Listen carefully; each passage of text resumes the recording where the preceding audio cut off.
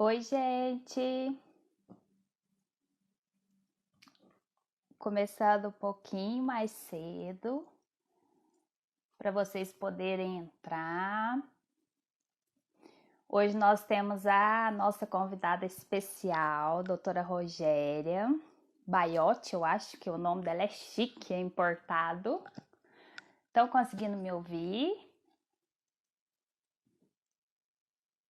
Tá dando para ouvir direitinho, gente? Preciso saber se tá certinho. Dando para ouvir? Me ver? Que ótimo!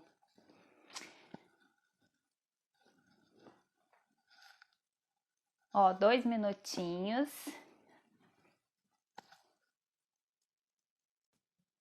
Voltei. Então tá bom.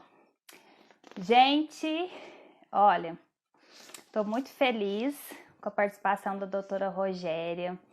Eu a conheci pelas redes sociais, né? E a animação dela, o carisma, fez com que eu a convidasse para a gente conversar sobre esse assunto, né? Que mobiliza tanto nós, mulheres. E tenho certeza que vão ter pessoas... Ó, ela acabou de... Vou já aceitar. Vou me apresentar e depois ela se apresenta para ficar mais completinha a nossa apresentação. Ela já está conectando. Oi, tá me ouvindo? Estou ouvindo, só não estou vendo. Pois é, tá parado, né? Oi, Thalita, boa noite, tudo bem? Boa noite, todo Boa mundo. noite. Olha aí, ó, tá conectando aqui, tá rodando, doutor. Você tá conseguindo me ver?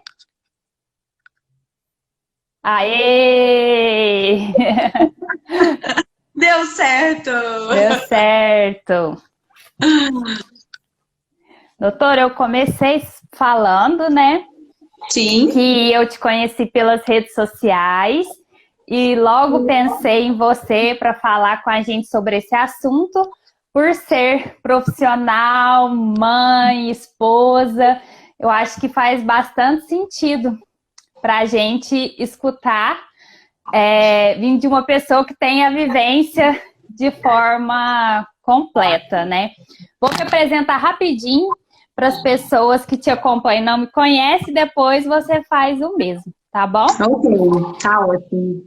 O tema é trombose na gravidez, na gestação. Eu tive trombose com 23 anos, tenho o diagnóstico de síndrome de Cox, trombofilia, fator 5 de Leiden, cada um fala de um jeito.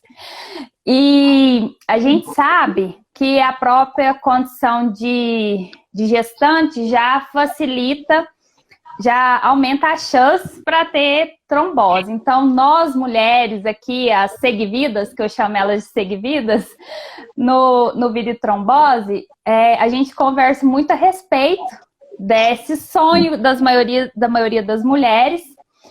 E em comemoração ao mês das mães, a gente vai conversar um pouquinho, esclarecer dúvidas e poder trazer esperança para as mães que têm esse sonho, tá bom? E aí, pessoal, convidei a doutora para conversar com a gente, porque eu tenho certeza que ela vai esclarecer muitas dúvidas que vocês mandam para mim e às vezes eu não sei. Com você, doutora. Ai, gente, boa noite a todos. Bom, eu vou fazer uma breve apresentação. Eu sou a doutora Rogéria Ribeiro Baiochi, eu sou cirurgiã vascular, moro em Goiânia, atuo já tem um tempinho na vascular. Eu sou casada com o Marcelo, que também é cirurgião vascular, e nós temos dois filhos. É o casal da vascular, que a gente chama aqui, como diz o outro, aqui no Goiás é o casal da vascular. Aí no Goiás. E eu tenho dois filhos, eu tenho o João Pedro, que já tem 11 anos, e o Lucas, que tem 8 anos. E igual a Thalita falou, achei super interessante você ter falado das seguividas, porque normalmente são mulheres que só escutam notícias ruins, né? Então, assim, é a notícia de uma Uhum. doença, é a notícia que você vai ter que conviver com um monte de situação nova que você não estava esperando na sua vida. Mas, assim como vida e trombose, né, existe vida e trombose. Então, eu acho, assim, Uhum. o nome do seu Insta fantástico, porque Sim. apesar da trombose, a gente pode ter também, gente, uma vida maravilhosa. E eu conheci a Tati, Exatamente. igual você falou, assim, a gente se conheceu pela internet, e a gente tem mantido aí um bate-papo, uma relação gostosa, e é um prazer, assim, eu fiquei super feliz com o seu convite, porque trombose e gestação não é só um tema desafiador para vocês, é para nós médicos também. Olha Então, aí, pessoal. aliás, se você quiser, ver se você consegue fixar o tema que eu vi que perguntaram, né? Trombose na... Ah, tá. Ixi, eu não sei fazer isso, não. Ah, pois é, eu também não sei não, mas é assim, quando abre, aí você pode, acho que tem um link em cima, alguma coisa que você pode fixar se quiser, tá Então, bom? na próxima, nós vamos aprender. A gente já vai aprendendo juntas, né? Eu sei que tem muita gente, assim, teve gente que entrou em contato comigo também, que a gente já bateu um papo, que é seguidora sua. E eu vim aqui, igual você falou, no mês de maio, não só como médica, mas como mulher, como mãe. E você nem sabe, Thalita, mas eu também tenho uma história de gestações difíceis. E que eu queria Eita. compartilhar com vocês também. Então, assim, eu me guiei muito nas diretrizes do Ministério da Saúde, que eles lançaram uma diretriz agora, tá fresquinha, Ó. em fevereiro. E segundo a diretriz, nós temos a título global, ou seja, de mundo, são de 0,76 a 1,72 mulheres em 1.000 gestações que fazem trombose. Então, se a gente pensar, mas é só 0,76, isso é insignificante. Isso Uhum. é insignificante quando você fala em número. Mas quando você pensa numa pessoa que tem um rosto, que tem um sonho e que tem um desejo de ser mãe, isso muda para mim 1.000 em 1.000. Uhum. Então, uma coisa que eu aprendi, eu falo que a gente aprende ou no amor ou na dor, né? Eu aprendi na dor que a gente tem que dar muita atenção ao sonho de um paciente, ao desejo, e se tiver ao nosso alcance, poder realizar com segurança esse desejo, vale muito a pena. Porque Que esse lindo. 076, ele vira um rosto, ele vira uma família, Exatamente. e vira um desejo. Então, assim, eu tive 4 gestações, eu perdi 2 bebês, fiquei com 2. Eu Gente. falava que eu era assim, que o meu caso era assim, cada ovo era um Kinder Ovo, cada ovo era uma surpresinha. O primeiro eu não tive, eu tive que abortar. Arrepiei aqui, ó. Mamãe Ah, de anjo. meus Kinder Ai, ai. Ovo. E assim, eu falo que a medicina sempre foi meu grande sonho de vida. Para mim, se eu fosse médica, já estava tudo certo. Hoje que eu sou mãe do João Pedro e do Lucas, eu consigo deixar de ser médica, mas não consigo deixar de ser mãe dessas duas preciosidades que, graças a Deus, eu pude cuidar.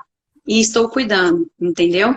Então, Uhum. hoje, passando para o lado de cá de mãe, eu vejo como esse desejo, ele é muito importante para cada uma de vocês. Então, cada uma de vocês tem um rosto para mim, porque eu compartilho, eu compadeço da dor de vocês. Porque eu tive Uhum. a minha própria dor. A minha primeira curetagem foi no Dia das Mães. Eu recebi flor de parabéns pelo Dia das Mães do hospital. E a primeira mãe, pasmem, que apareceu na televisão, no Globo Repórter, que eu não esqueço disso nunca, ele foi dar parabéns, a mãe chamava Rogéria. Impossível, mas era Rogéria. Então, essa foi a Ixi. minha primeira experiência de maternidade. Eu não tenho fator para trombofilia, mas eu tive histórias de gestações difíceis, como a do João Pedro, que eu tive parto prematuro, e do Lucas, que nasceu com 36 semanas. Então, se eu puder, pelo menos, trazer paz, tranquilidade, verdade, para cada uma que está aqui, eu já cumpri meu papel hoje aqui com vocês.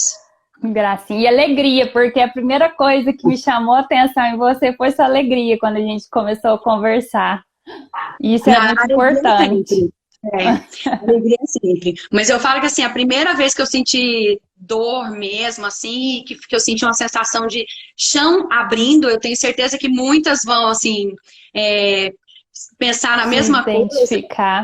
Se identificar. Então, assim, nós temos histórias de identificação. E cada uma pode ajudar a outra da forma mais pura, mais bacana e com sentimento e com verdade. E foi dessa vez, foi a primeira vez que eu perdi. Mas uma coisa eu falei uma vez para o Marcelo, para o meu marido, a minha essência é ser uma pessoa alegre. E essa essência eu vou guardar comigo para sempre, assim. Sempre alegria. Ai, obrigada por a gente ter essa oportunidade de estar aqui com você.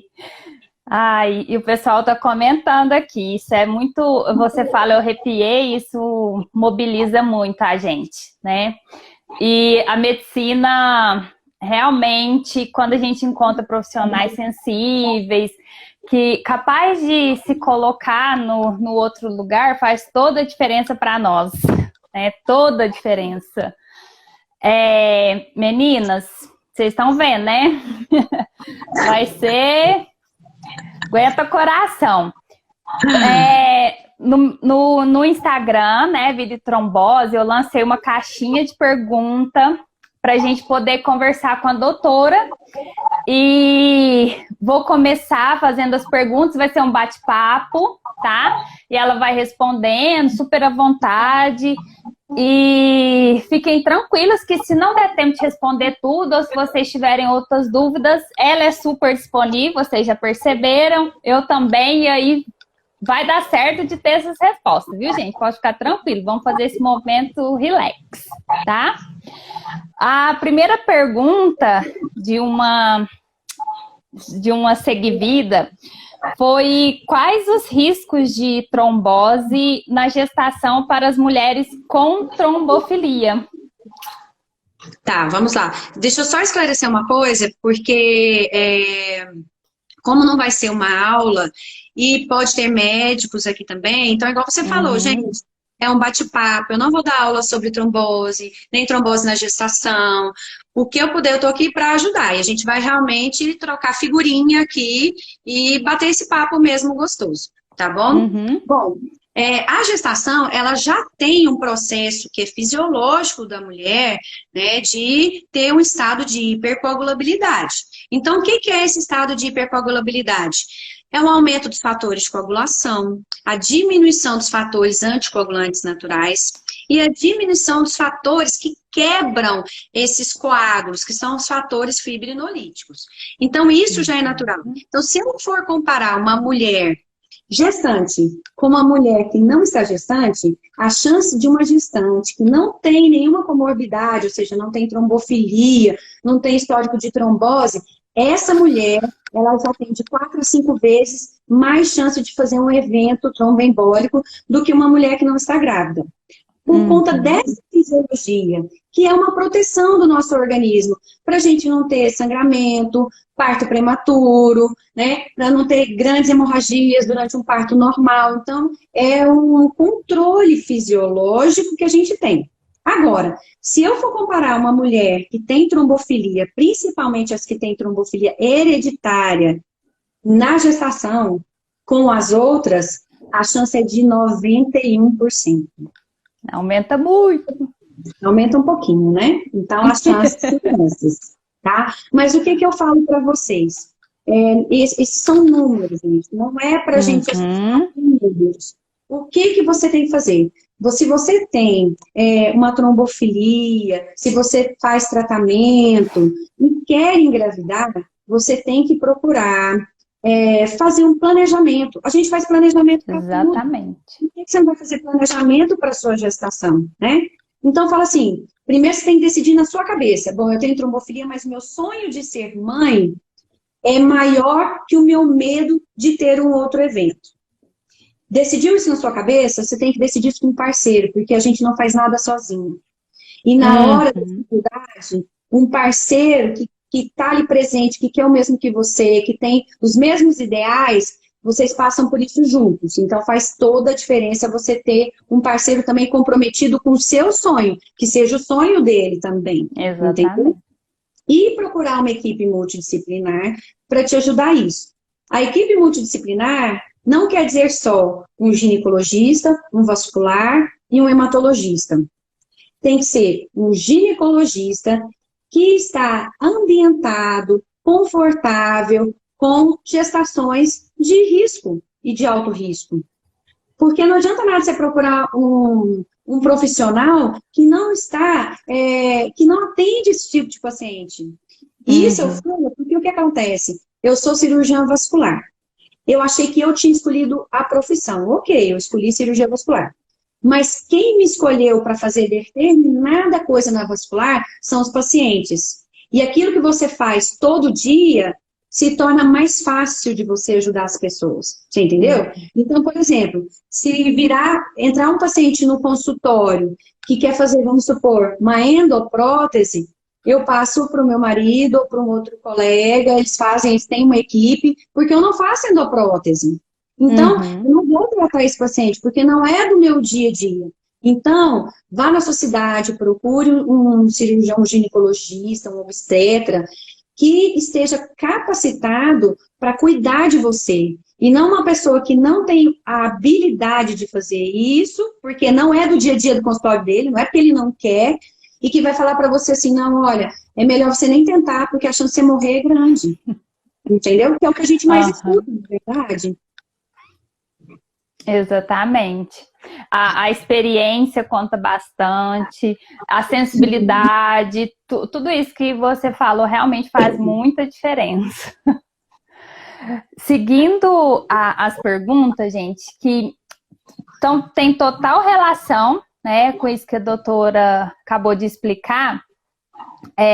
No caso, por exemplo, de uma paciente, de uma mulher que já teve trombose, a dúvida vai precisar tomar a enoxaparina na gravidez, que a gente chama das picadinhas de amor, de cuidado, e vai ter essa necessidade? É protocolo, não é? Pode modificar?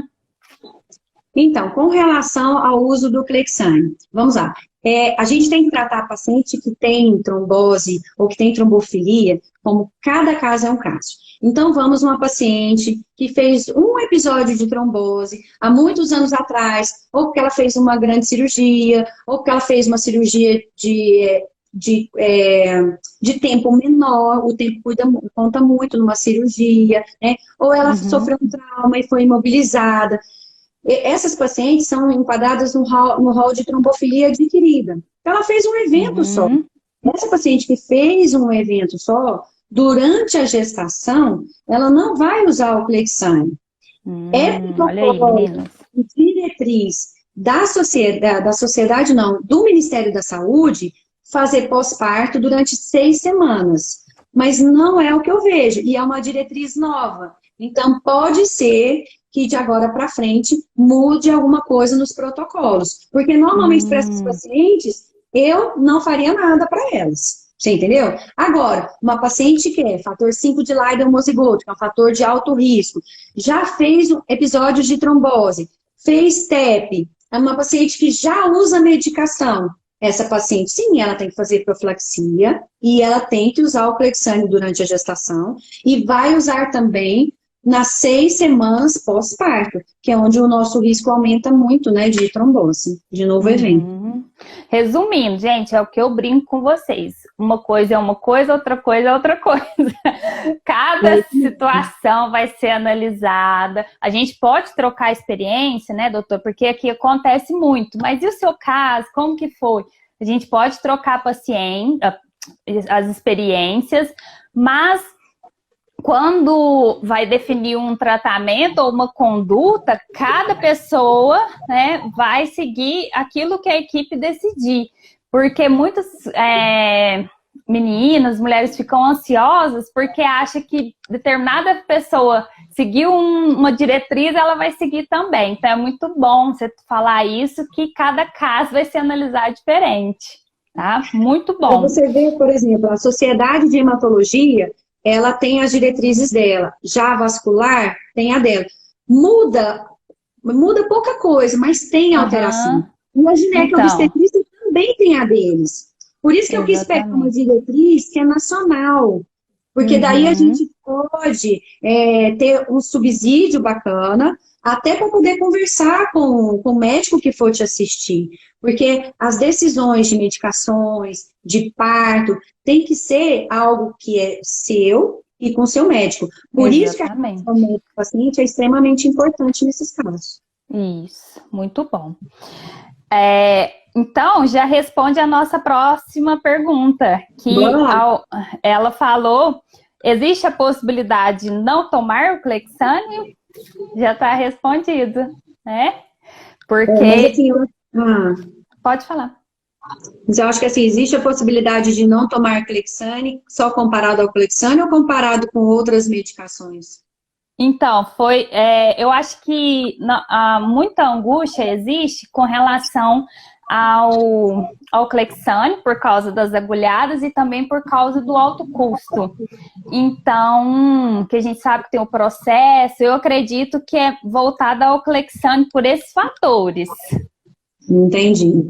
Eu sei, gente, que assim, para quem faz dose plena, são 40 miligramas de 12 em 12 horas, ou até mais, dependendo do peso. Então, você tomar 2 picadas na barriga todo dia durante 9 meses não é fácil.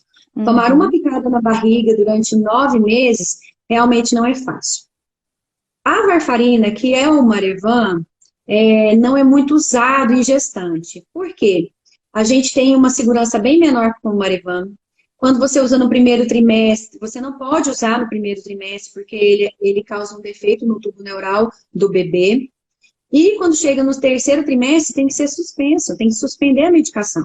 O Clexane, ela é uma medicação muito segura, porque se porventura a paciente fizer hemorragia e tiver um sangramento, a gente consegue reverter a medicação mais fácil e mais rápida. Então, a gente que é médico, e a gente tem uma responsabilidade muito grande nas costas com o paciente, é uma segurança mais que a gente tem, né, para ter menos problemas. Então, é mais nesse intuito mesmo o Clexane.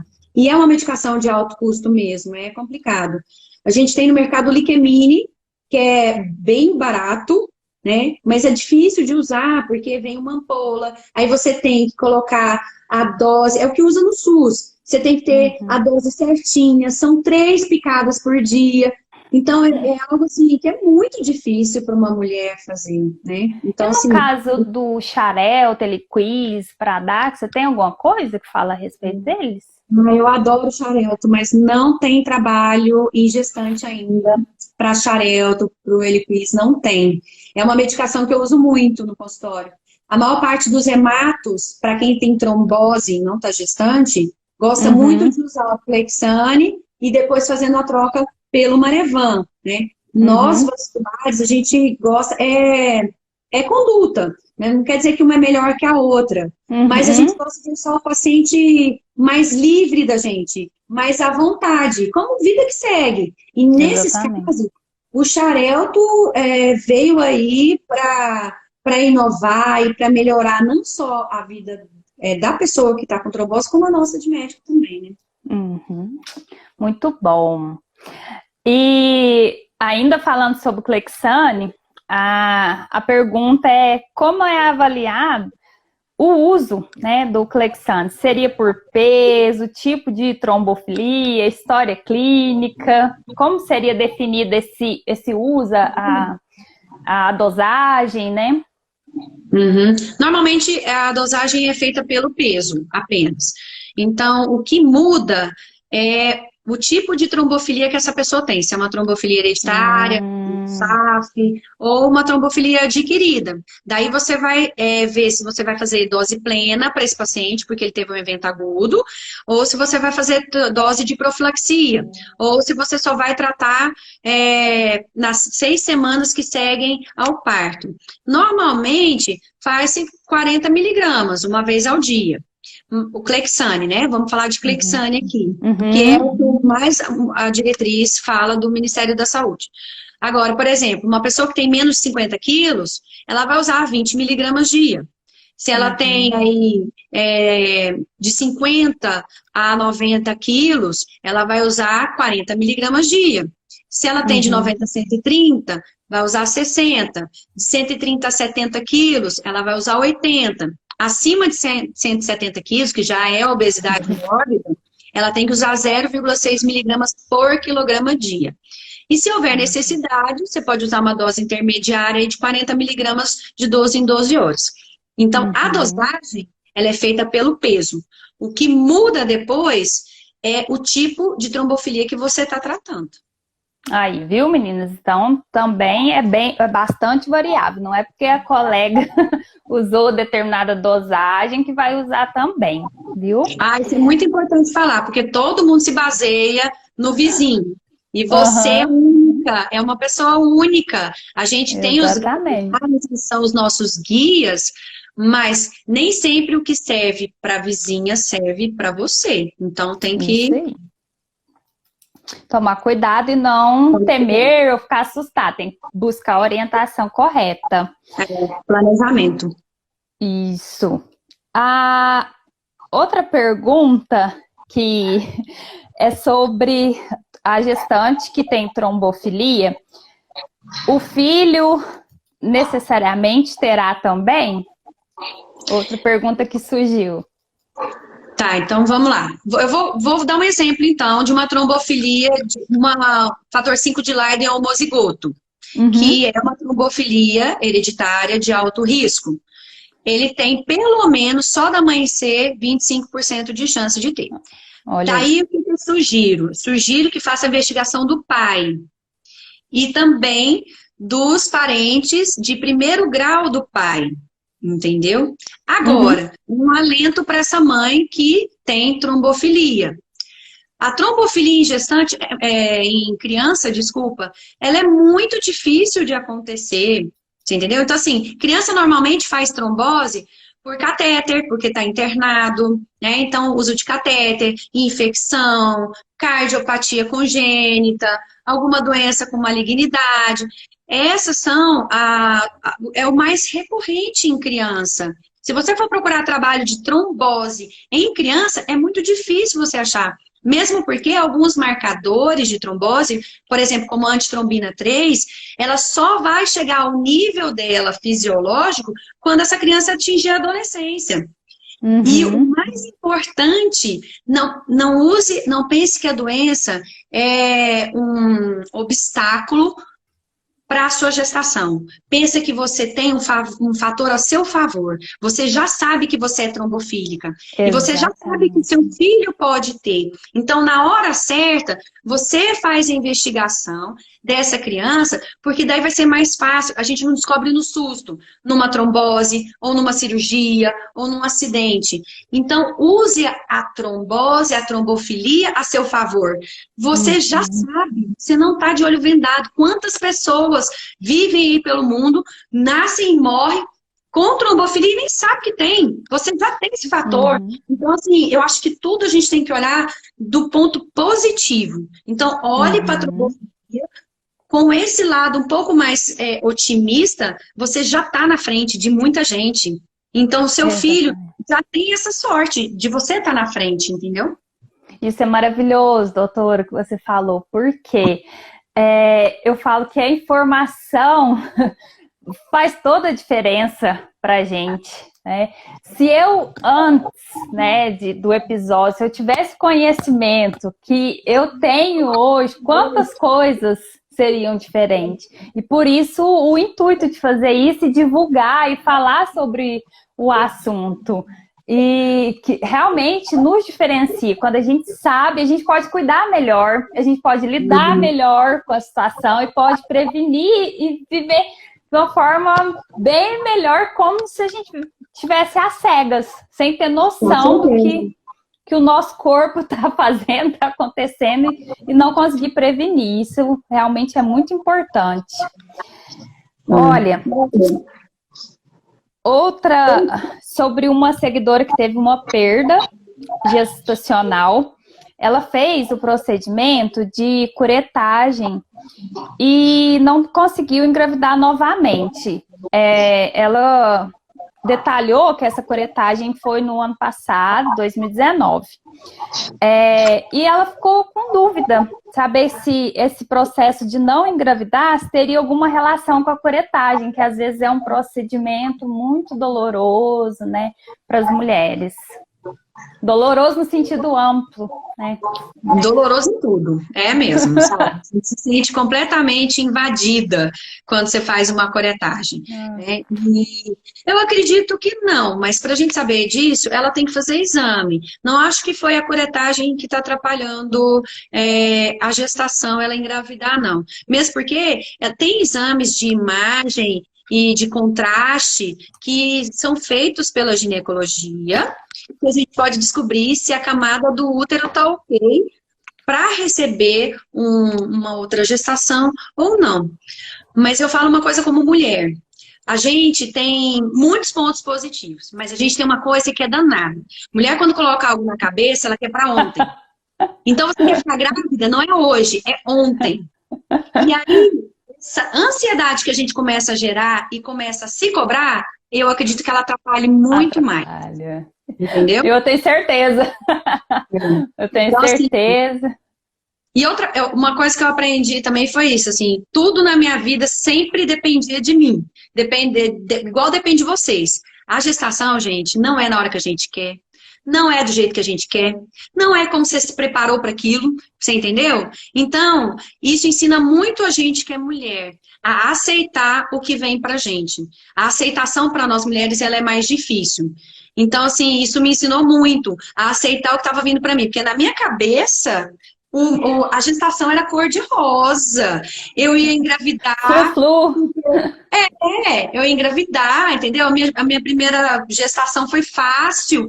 Aí eu fui fazer a ultrassom toda, assim, me achando, já a mãe, já tinha contado para todo mundo.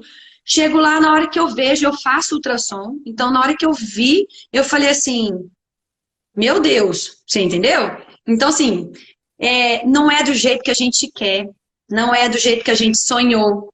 Às vezes pode ser menos, e às vezes pode ser muito mais, porque aquilo está ensinando a gente a ter resiliência e ter paciência. E mãe sem resiliência, sem paciência, não funciona muito bem. É outra não coisa funciona.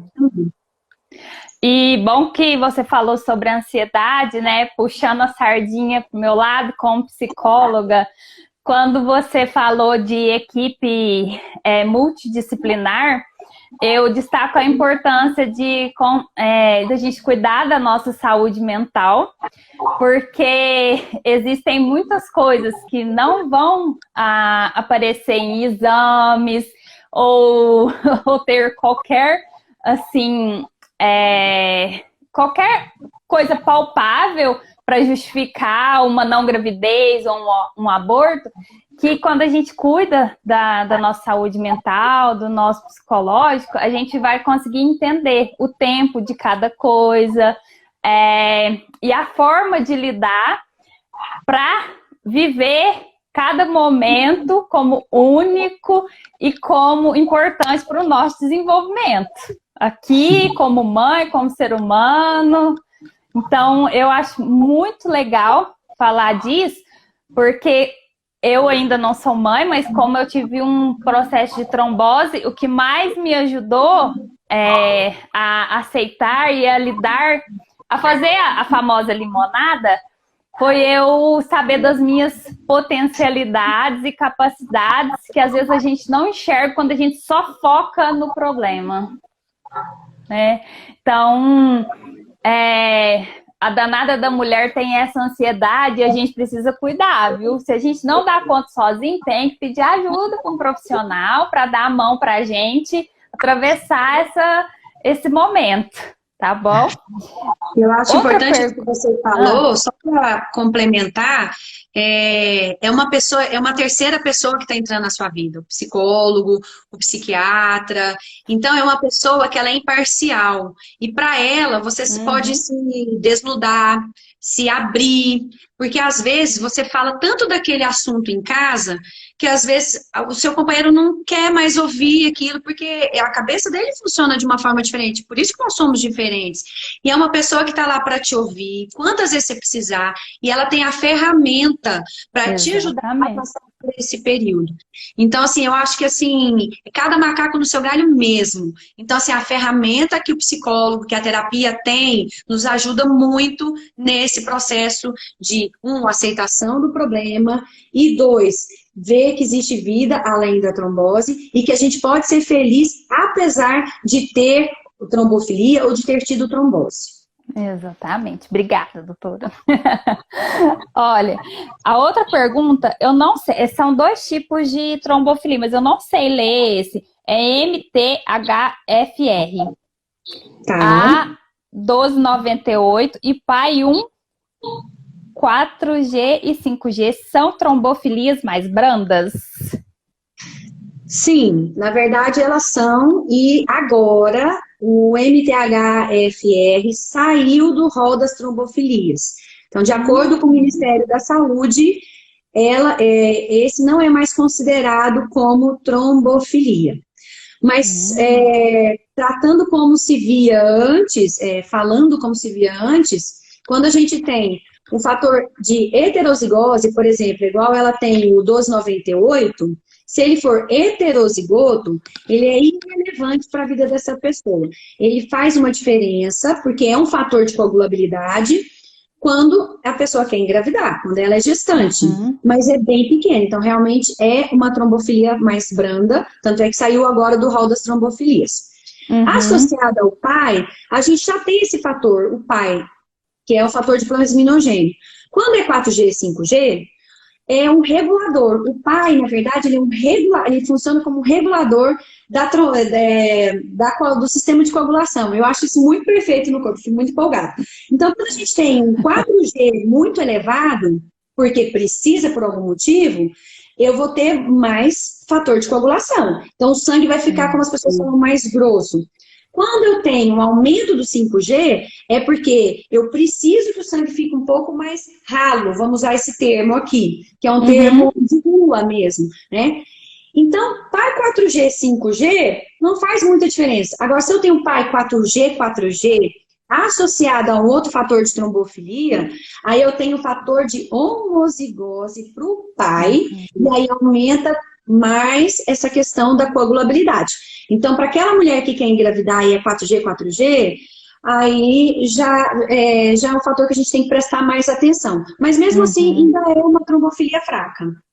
Isso aí, gente, é pura genética, viu? Então, não é algo facinho. A cascata, né, de coagulação que fala é algo bem complexo. Mas só para vocês perceberem aí que, então, existem alguns tipos, né, de trombofilias que são consideradas mais brandas, inclusive uma delas saiu dessa classificação por esse motivo, né, que não vai interferir tanto, vai ser irrelevante, como a doutora falou, na nossa vida, tá bom? Então, respondido. Aqui é uma pergunta de uma seguidora que fez TEP, né, que é embolia pulmonar, às vezes tem alguém que está seguindo e não conhece as nomenclaturas, e ela pergunta, porque aí é um tipo específico, né, sobre a gravidez após TEP. Tá, vamos lá. TEP é uma trombose, é uma embolia pulmonar. O que acontece? O trombo, ele se forma em algum lugar, principalmente nas pernas, e o trombo nada mais é que um coágulo que fica ali, instalado no local. Quando esse coágulo, por algum motivo, ele se desprende do local onde ele nasceu, onde é um lugar pré-existente, e migra para outro lugar, a gente chama de embolia. Então, posso ter embolia pulmonar, cerebral, no membro superior, enfim. O PEP, o que a gente tem que prestar atenção na trombose, na embolia pulmonar? Ela ficou com uma cicatriz, porque o que acontece? Ela fez TEP, provavelmente ela tratou.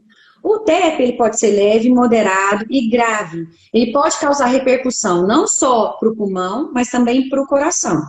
Isso é sequela, entendeu? Então, se ela tem uma sequela do TEP que é leve, isso vai atrapalhar a gestação. E se ela tem uma sequela de moderada a grave, ela vai fazer profilaxia para trombose, e antes ela vai ter um pneumologista, né, acompanhando. Se houver necessidade e ela tiver alteração cardiológica por conta do TEP, que pode acontecer num TEP mais maciço, ela vai ter que ter um cardio também acompanhando ela. Mas TEP não é contraindicação de gravidez. Importante dizer isso. Uhum. Muito bom. Muito bom.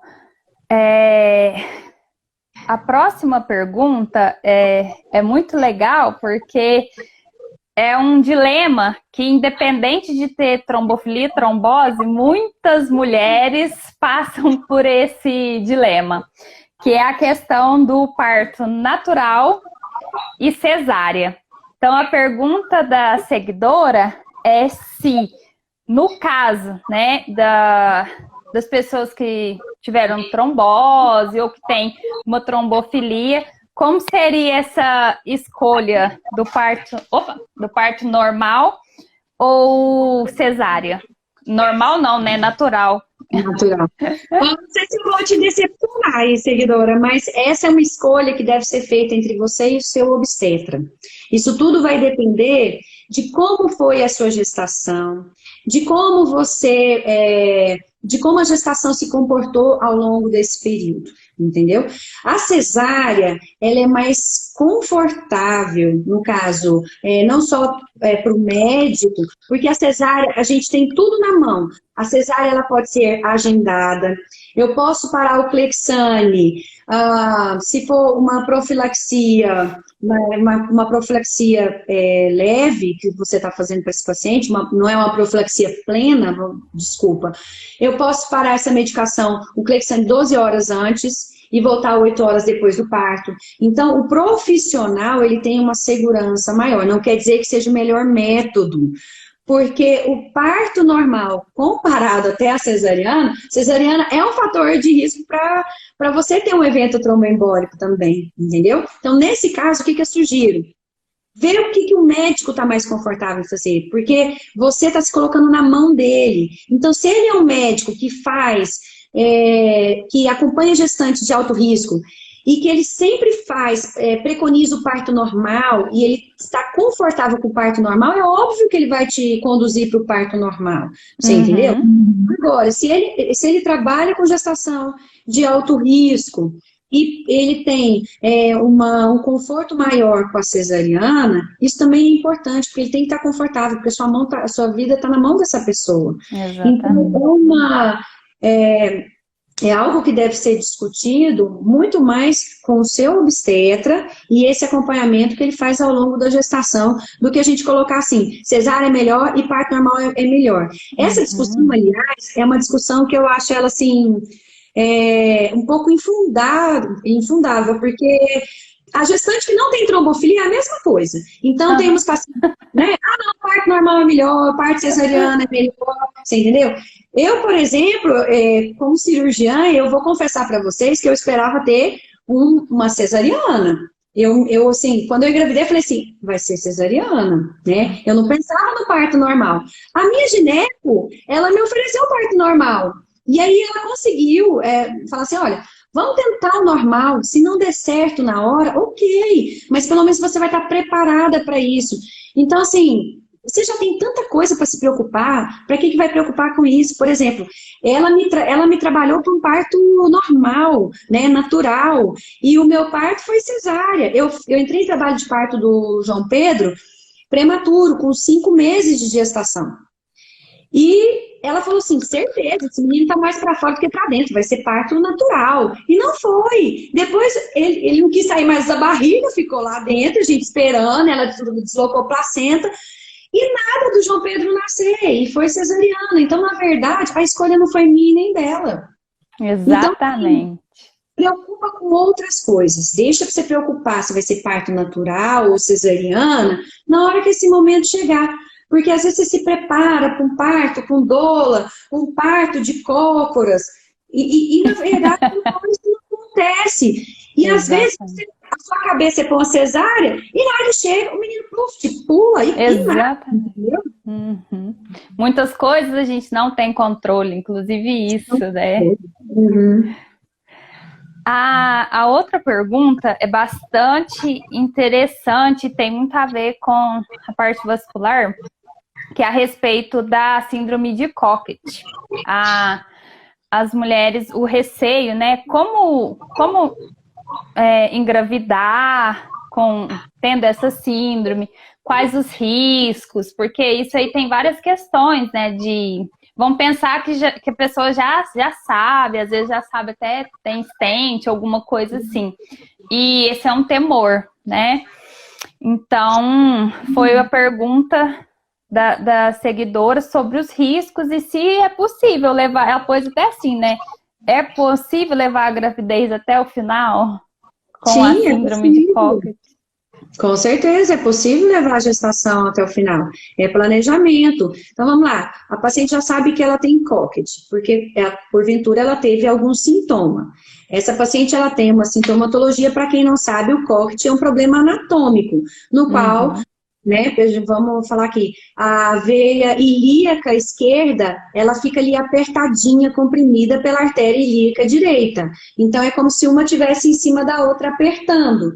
E como a parede da artéria ela é mais resistente, ela é mais rígida, a parede da veia ela é mais maleável, a parede da veia faz uma leve compressão. Então, aqui você tem um fator anatômico que vai ajudar a fazer um fenômeno trombótico naquela região.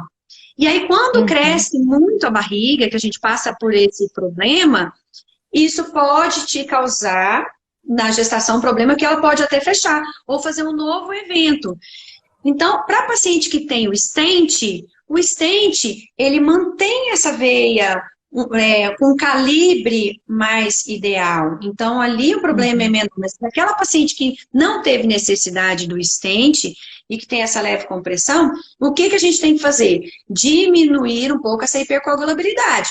Então, aí você vai fazer profilaxia para ela. Então, é uma paciente que você tem que ir mais vezes no consultório, pede um Doppler para dar uma olhada, para ver como é que está essa questão da veia ao longo da gestação, né? Usar uma meia de compressão, né? Então, assim, são maneiras que a gente pode fazer para acompanhar essa paciente que tem Cocket, mas que ela pode levar a gestação até o final, com certeza. Isso, muito bom. Quando a gente pensa nessa síndrome, se eu vou usar o meu exemplo, porque eu tive um episódio de trombose, tenho a síndrome de Cocket e trombofilia. Então, se a gente for pensar, são vários fatores juntos, né? E eu conheço mais, né, pessoas através do Instagram que estão na mesma condição. Então, se for pensar no nosso caso, já seria uma gravidez que a gente precisaria ter esses cuidados desde sempre, né? Desde o início. Por isso que a gestação tem que ser planejada. Então, se quero engravidar, ok. Planejar, gente, não é pensei em engravidar hoje e vou engravidar no mês seguinte. Isso não é planejamento. Isso é sonho, entendeu?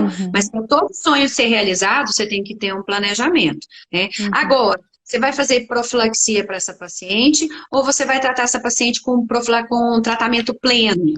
São 3 fatores. O Ministério da Saúde trataria como profilaxia.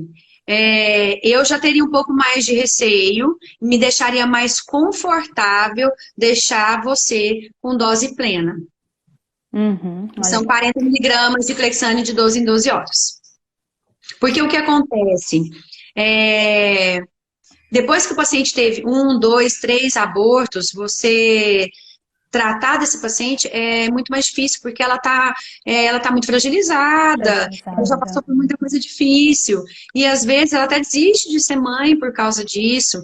Então, assim, quantas perdas fetais, quantos abortos a gente tem que ter, você entendeu? Para poder fazer uma investigação e para poder tratar essa pessoa, né? Então, assim, com relação a números, você tem que ter pelo menos uma perda fetal ou 3 abortos recorrentes para você poder fazer. Só que, assim, isso é muito ruim para a mulher, isso é muito ruim para a família, você entendeu? Então, eu trataria com dose plena. Entendi. Então, isso aí é justamente daquela decisão que você falou entre o paciente e a equipe que está junto, para eles decidirem juntos, né? Doutor, antes de finalizar, eu queria só retomar uma questão que eu vi uns comentários aí, só para não passar batido, que eu achei bem importante. Você trouxe a informação para nós que a trombofilia, né, que não é mais trombofilia, MTHFR deixou, né, de ser trombofilia, e algumas mulheres manifestaram que tiveram perdas gestacionais relacionadas. E como que seria nesse sentido, assim, por não ser considerado uma trombofilia? Eu fiquei pensando. Tá, vamos lá. Essa classificação não é minha, é do Ministério da Saúde. E foi também uma surpresa para mim, quando eu fui ver que ele não está no rol da trombofilia.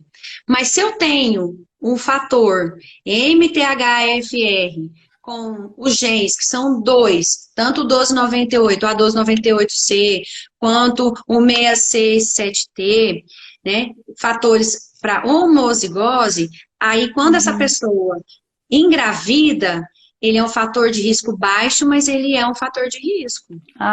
Então, gente, olha aí, ó, é um fator de risco. É essa. Ele não é um fator, ele saiu do rol da trombofilia, segundo o Ministério da Saúde, mas isso não quer dizer que o que você tenha não seja um problema. Então, você tem que ter um acompanhamento e do ginecologista, principalmente do seu obstetra, porque você já sabe que você tem. É o que eu falei, você tem um aliado a seu favor. Você já sabe que você tem.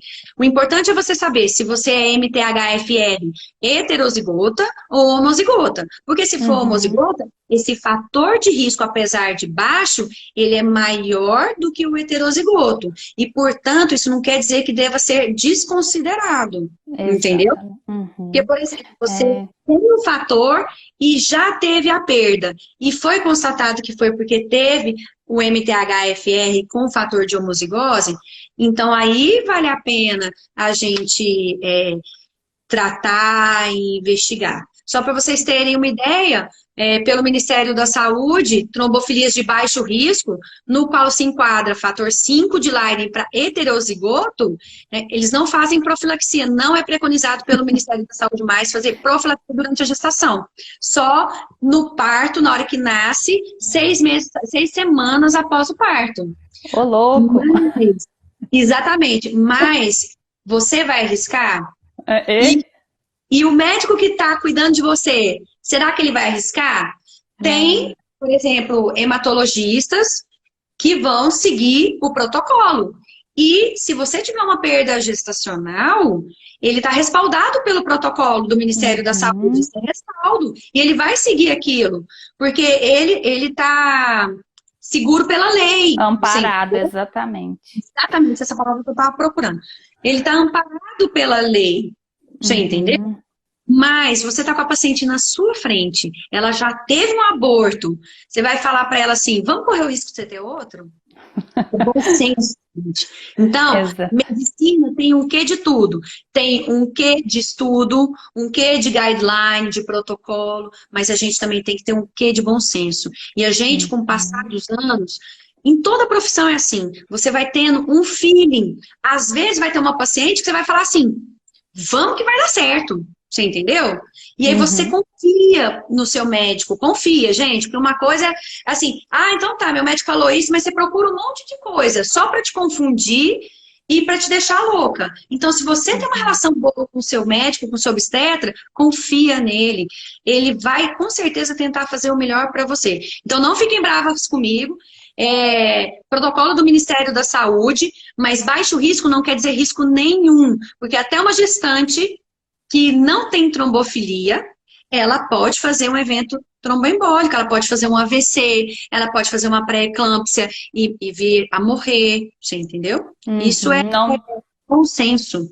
exatamente. E não é porque saiu, né, do rol que deixa de ter importância e de ser considerado durante todo o processo, né? Com certeza. Muito bom, muito Eu vou bom. contar uma Muito história bom. rápida para vocês. Eu tenho uma paciente que eu falei para ela que toda vez que eu for no salão, ela vai ter que pagar o meu salão, porque ela me deixou com o cabelo branco. Foi uma paciente que chegou com uma trombose de membro inferior esquerdo e uma trombose maciça, assim, uma trombose extensa. Aí fiz avaliação, trombose, comecei a tratar com xarelto. E na consulta ela vira para mim e fala assim, doutora, eu tenho uma filha, mas meu sonho, eu tô tentando engravidar de novo. Eu falei, pelo amor de Deus, você tá em tratamento de trombose aguda. Foi tipo isso. Eu falei assim, o marido dela tava lá, eu falei assim, encapa esse homem, faz qualquer coisa, pelo amor de Deus, não vai engravidar. Não deu 10 dias, ela me manda uma mensagem, que ela é de uma cidade aqui do lado, de Goiânia. Doutora, Deus me ouviu, eu estou grávida. Aí eu pensei, meu Deus do céu, vou infartar, vou infartar. Graças a Deus, só para animar vocês, meninas, uma paciente com trombose aguda, acima dos 35 anos, estava já em uso de xarelto, mas eu estava no começo do tratamento do xarelto. E aí nós passamos para a Clexane. 10 dias depois ela me manda mensagem falando que está grávida. Ela já está no final da gestação. Mês que vem ela dá à luz. Graças a Deus, correu tudo bem na gestação dela. Mesmo com pandemia. Mesmo com assim... Olha aí! Ela caiu mês passado, me ligou falando que tinha um hematoma na barriga. Falei, vem pra cá e vamos olhar. Ela acabou não vindo, porque no outro dia ela acordou bem e o bebê tava bem, que a obstetra dela é de lá, e por causa da pandemia, ela ficou com medo de vir a Goiânia. Mas é uma história muito animadora para vocês. Gestante, trombose aguda, acima dos 35 anos e tá chegando no final da gestação. Então, gente, é possível, é planejamento, você entendeu? É possível, sim, vocês serem mães, vocês terem aí, ter as picadinhas do amor para ter uma criança em casa. Então, assim, se é um desejo, um sonho, com segurança e com compromisso das duas partes, tipo, pega na minha mão que vai dar certo, porque nós vamos passar por isso juntas. Eu estou passando por isso nesse momento com essa paciente. Dá certo. E vale a pena. Na semana do Dia das Mães, essa é a mensagem que eu deixo para vocês. Eu não trocaria nenhuma dificuldade que eu passei para ter os meus 2 amores aqui em casa. E foram um dos anos mais difíceis da minha vida como ser humano, porque eu tive muito desafio, mas ficou para trás, não é esquecido, ficou para trás. Então, valeu muito a pena tudo que eu passei para ter os meninos aqui em casa. Ai, que linda. Minha gratidão, doutor, por compartilhar esse momento, a disponibilidade, a alegria, por deixar essa mensagem de esperança, autoestima para a gente, né? Para todas as mulheres que às vezes têm o desejo de engravidar. E todo mundo está elogiando aqui, não sei se você consegue, né, acompanhar. Eu não consegui, porque eu fiquei focada no seu pergunta. Então, mas aí eu vou compartilhar, você vai ver. Muita gratidão, obrigada, porque nesse momento, quando você traz um relato desse, considerando amplo, gente, não é só a gente, porque nosso mundinho fica na trombose, mas a gente tem um cenário maior de pandemia, de outros riscos, que, olha que relato belíssimo, né, de superação e de busca de realização do desejo, do sonho. Então, realmente, muito feliz. Estão pedindo para voltar outras vezes aqui. Vamos lá, para mim foi também um prazer. O convite está sempre, a casa está sempre aberta. nós vamos organizar, porque meu projeto é continuar e levar informação para a gente ter a capacidade de, junto com os profissionais, decidir o que é melhor para nós, para o nosso futuro e para aquilo que a gente sonha, né? Porque, independente da maternidade, a gente tem outros sonhos que às vezes a trombose acaba deixando a gente um pouco desanimado. Então, muito obrigada.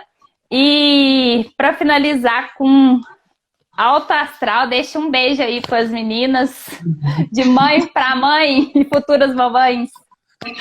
Olha, eu queria te parabenizar pelo trabalho que você está fazendo, porque eu achei fantástico, igual eu falei no início, vida e trombose. 10 segundos.